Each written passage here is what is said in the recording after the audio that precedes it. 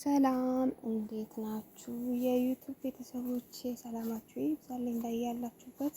እኔ ደህና ነኝ። ዛሬ በዚህ ምስል ላይ የምታዩት ሰሞኑን በየሶሻል ሚዲያ እየተዘዋወረ የነበረ ነውና የዚህች ልጅ ነገር በቁጥጥር ስር ውሏል ተብሏል። ደስ የሚለው አንዳንዴ እግዚአብሔር ሲያወጣችሁ ከሆነ ነገር በሆነ ምክንያት ነው ከሆነ ነገር የምትወጡትና ከችግርም ይሁን ከአደጋም ከሆነ ነገር በቃ ሊያወጣት ሲል እቺ ልጅ በእነዚህ ልጆች ተደበደበችና ግን በጣም ነው የሚያሳዝነው። ምን መጀመሪያ ላይ ሲዟዟር የነበረው ከገጠር መጣ በሰራተኝነት በሚለው ነበረ። ግን አሁን ላይ በጓደኞቿ ነው ስትደበደብ። በገዛ ቤቷ ሄደው ለሁለት ሲደበድቧት ነበረ፣ 3 ሆነው።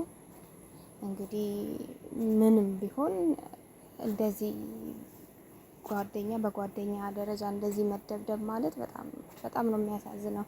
ደግሞ ጸጉሯ እንደዛ በስመ አብ ወመንፈስ ቅዱስ። እሷ ደግሞ ራሷን እንኳን አትከላከልም። ልጅቷ እያሳቀቋት ሲደበድቧት ነበረ። ግን አሁን ቁጥጥር ስር ውለዋል 3ቱም። እንግዲህ ቀጠሮ ነው እየተባለ ነው። ልጅቷም ደግሞ በየሶሻል ሚዲያ ሰው እንትን እያላት ነው፣ እየረዳት ነው።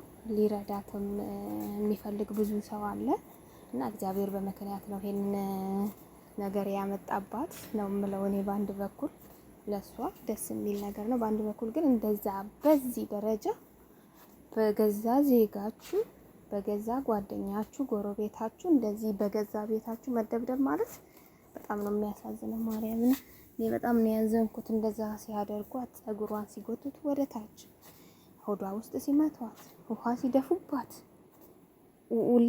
እንኳን አትልም ልጅቷ። እኔ በጣም ነው ያሳዘነችኝ፣ በጣም አንጀቴን በላችኝና በጣም ይከብዳል። እንደዚህ እኔ ሰራተኛ ሲሉ እንዲህ አረብ ሀገር ላይ እኛ እንደዚህ አልተደረግንም፣ በገዛ ሀገራችን ላይ እንዴት እንደዚህ ብዬ በጣም አዝኜ ነበረ። ያው የሶሻል ሚዲያ ነገር እንግዲህ ምንም ሳይጣራ ብዙ ነገር ይወራልና ብዙ ሰው እንደዛ እንደ ሰራተኛ እንደሆነች ከገጠር እንደመጣች እና እዛ በምትሰራበት ቤት እንደተደበደበች አይነት ተደርጎ ነበረ ሲወራ የነበረው ማለት ነው፣ ከአንድ ቀን በፊት ማለት ነው። ግን አሁን ነገሩ ሲጣራ በገዛ ጓደኞቿ ነው፣ በገዛ ጎረቤት እና አንዲቷ ናት ጓደኛዬ እና ከሷ ጋር እንደማንኛውም ጓደኛ ተጣላን። ከዛም ለ3 ደበደቡኝ አለች ሊቭ ስትሪም ላይ ቲክቶክ ላይ።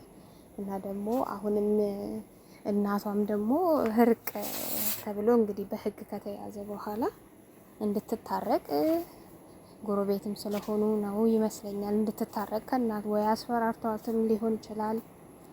እንድትታረቅ ተጠየቀችና ታረቅን። እንደማንኛውም ሰው ይደባደባል። እኔም ቤት አልነበርኩም፣ ታረቅን አለች እቺ እናት አንድ ቪዲዮ ላይ ስታወራ ሰማውና። ግን ይሄ ነገር አሁን እንደዚህ በእርቅ የሚታለፍ ነገር አይደለም። እነኚህ ልጆች ተገቢ ቅጣት ማግኘት አለባቸው። በቃ እሷ እንደዛ አሳቀዋት ደብድቧት እንደለቀቁ እነሱም ደግሞ ተገቢ ቅጣት ህግ እንዲሰጣት በህግ መጠየቅ ግዴታቸው ነው። ግድ